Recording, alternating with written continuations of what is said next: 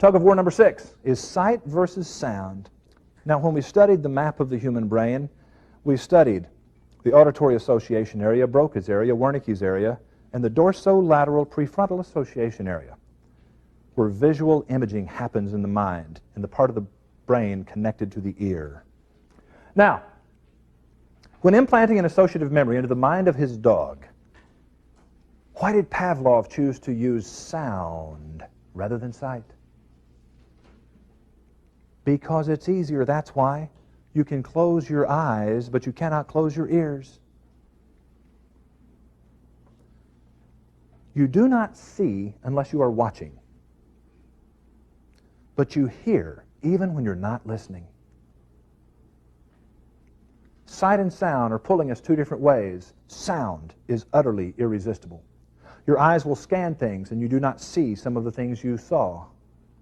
To illustrate this, let me ask you, can you name the color of your neighbor's car 5 doors down from where you live?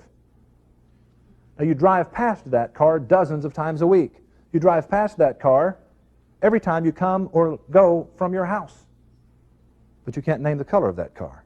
Why? You do not see unless you are looking, unless you determine to store it in the brain. But you hear, even when you're not listening. To illustrate this, we very often will play a short video, and it is movie clips of people singing to a radio, or a group of people all singing a song around a table. Just different movie clips, little short clips. Dozens of songs. I will then ask the audience, how many of you knew all those songs, or most of those songs? All the hands fly up. All different styles of music, and the reason the hands fly up is the average American citizen can sing more than 2,000 songs, not one of which you ever intended to learn. Sound is invasive, intrusive, and irresistible. It enters an unwilling mind. You hear even when you're fast asleep. How else would you know there is a prowler in the house? Now, I want to talk to you about two kinds of memory. We talked about the visual association area at the back of the skull in an earlier video.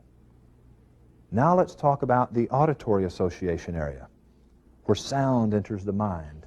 You see, too many advertisers are speaking to the intellect when they should be speaking to emotion. Too many advertisers are speaking to the eye when they should be speaking to the ear. It's a choice you must make, and the customer is torn both ways. He sees things and he hears things, but what he remembers best is what he hears. I know you may have been taught otherwise in basic human learning class. They taught you that the citizen remembers this percentage, small percentage of what he hears, larger percentage of what he sees, but mostly what he sees and hears. I'm here to tell you that's crap, crap, crap, crap. And I mean that in the nicest possible way. What a person remembers is that which they found interesting. If they found it useful, fascinating, or interesting, they remember it, regardless of how it entered the mind. Now, where did this foolish myth come from, that people remember more of what they see than of what they hear? Iconic memory is the memory of visual sight. Think of an icon. An icon is a visual image. Iconic memory. Echoic memory is the memory of sound. Now, think of echo, echo, echo, echo. Iconic, echoic. What enters the eyes is in the mind less than 1 second. 1 second. Before it evaporates and is gone. And there's no recall. This is why eyewitnesses can never agree on what they saw. 50 people saw it happen. No 2 of them can agree. What's going on? What's happening is this, oh, just ask a cop. Say to a cop, well, that's the most frustrating thing about being a cop. And he'll say, God, eyewitnesses. They can never agree on what they think happened. Iconic memory, that which enters the eyes, is gone in less than a second. Usually, an eyewitness does not realize the importance of what they have seen for about a second, at which time all clear memory is gone from the mind, and they must now reconstruct what they think probably happened based upon the remaining evidence. But yet all 50 of those eyewitnesses will agree implicitly, precisely, on what they heard. Because what enters the ears bounces around in echoic memory in the articulatory loop. for 5 full seconds. And it begins to fade very slowly. And when it goes into long-term memory, it is stored with such accuracy that you can misquote something. And a person will say, no, that's not how it goes. Bang, and they'll catch it. Now, most of you cannot name the order of colors in a rainbow, even though you've seen rainbows all your life. What's the color on bottom? What's the color on top? What colors are included and in what progression? Now, you have no clear memory of it because you've never paid attention, yet you have totally clear memory of all these songs, more than 2,000 of them, even though you've never paid attention. Sound is invasive, intrusive, and irresistible. Ask anybody that consults or counsels disabilities, people with disabilities, handicaps of any kind. And they will say, you know, contrary to popular myth, being blind is not that tough.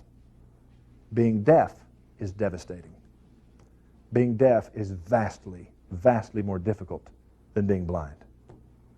Now, the people who taught us that we remember more of what we see than of what we hear did not understand during those years when they did that little study that the human mind does not understand the written word until it has become the spoken word in the mind. And that even when you're reading silently, you're hearing it in your mind. When you memorize a poem, a speech, or a Bible verse, it is the sound of the words in your mind that you recall, not the physical appearance of the words on the printed page. If I ask you to recite the letters of the alphabet, most of you would leave a short pause after the letter G. A, B, C, D, E, F, G, H, I, J, K. You would do it unconsciously. Now, here's how it happened. A group of people are brought into a room like this, and a facilitator says 10 words, 10 unrelated words, 2 seconds apart. It takes approximately 20 seconds to say the 10 words. One time each, 10 unrelated words. He leaves the room. Goes into another room, puts the same 10 words on a screen. And he leaves those 10 words on the screen for 10 seconds. Now, the illusion here is that we're going to measure memory of sight as opposed to memory of sound. The problem is that, yes, of course, when they came back to the room that looked at the screen for 20 seconds, they had a much higher retention of the words in the list. When they were asked, when both groups were asked, write down as many of the words as you can recall. The people who saw the words could write down more of the words. Ta-da! What have we proven? What we have proven is that a repetition of 5 is better than a repetition of 1. Because if you put 20 words on a screen, the average person will read that list 5 times in 20 seconds.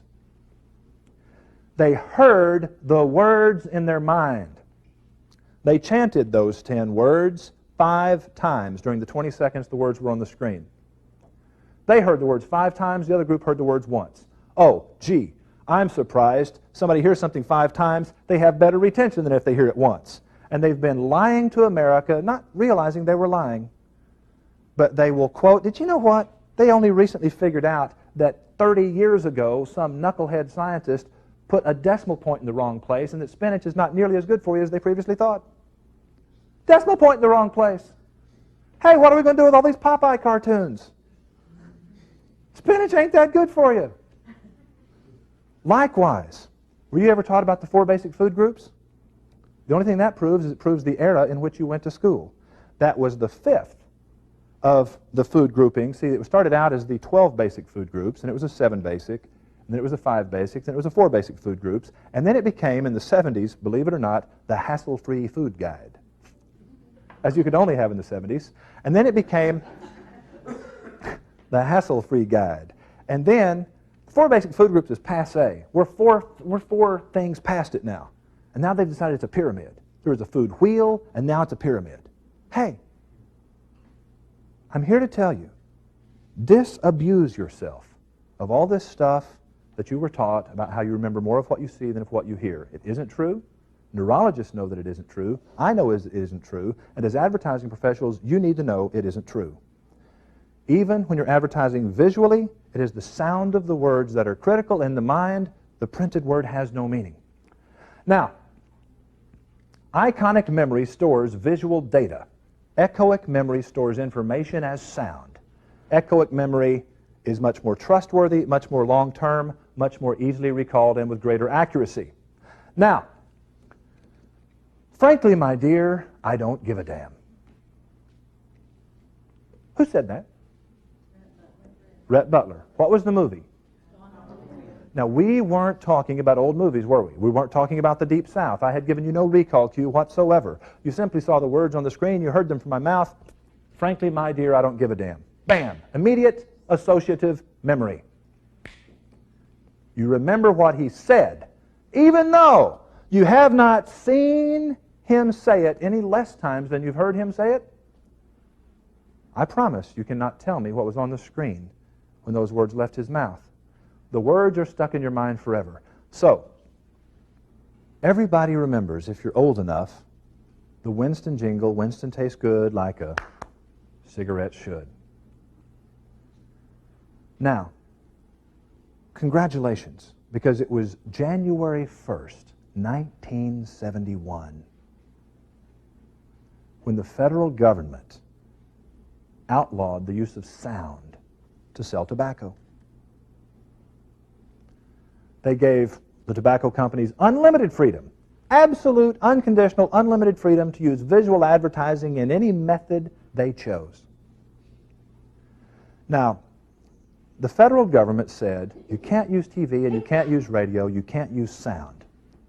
But you can use direct mail, point-of-purchase displays, you can use full-page double-truck ads in newspapers, you can use the inside front cover and the back cover of every magazine in America in full color. You can do anything you want to do visually. Smoking immediately began to decline in America, and it began to fall out of favor with the American people. And for the next 23 years, up until barely 6 years ago, Winston invested hundreds of millions of dollars in visual advertising to convince us of a new slogan. Without the intrusive, invasive, and irresistible nature of sound. Now, I first began this challenge when they were still using that slogan about 15 years ago. And many, many, many times I've held up a $100 bill and said, for $100, who can tell me the slogan that Winston spent $1 billion trying to plant in our brains with billboards, magazines, newspapers, direct mail, and point-of-purchase displays? We remember the echoic slogan. We remember the jingle. We remember the sound that we unwillingly committed to memory. Against our will. We never chose to memorize that jingle, but we remember it 29 years later, even though we've not heard it for 29 years. For $100, not one time, and the number of people I've done this with have been countless thousands over the past 15 years. And even when they still had that slogan on billboards outside, even though people had seen it in the newspaper on their way here this morning, not one person has ever known what that slogan was. Because you can close your eyes, but you cannot close your ears. You hear what does not interest you, and you remember it. You hear and store and can recall from memory vastly more than what comes in your eyes. If you just look at the size of the auditory association area of the brain and compare it to the size of the visual association area, it should be clear that sound is more important to the human creature than sight. Thank you, Roy. Never thought of it that way. We hope to see you all again next time for more from the Wizard of Ads Academy.